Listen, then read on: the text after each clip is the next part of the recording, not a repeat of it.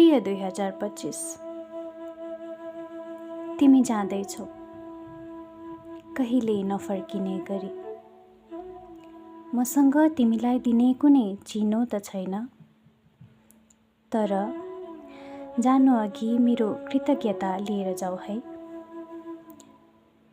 म सधैँ तिमीप्रति आभारी रहनेछु, किनकि तिमीले मलाई त्यो व्यक्ति बनायौ जो म पहिले हुनुपर्थ्यो तर हुन सकेकी थिइनँ।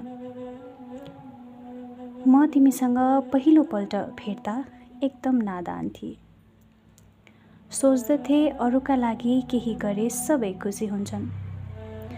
आफू हराउँदै गएको मलाई थाहै भएन। तर तिमीले मलाई धैर्य, शान्ति र परिपक्वता सिकायौ, आफूलाई छान्न सिकायौ। अब तिमी जाँदैछौ, मन अलिक भारी छ, तर म शान्त छु, किनकि अब म त्यो नादान छैन। तिमीलाई धेरै धेरै धन्यवाद 2025, मलाई म बनाइदिएकोमा।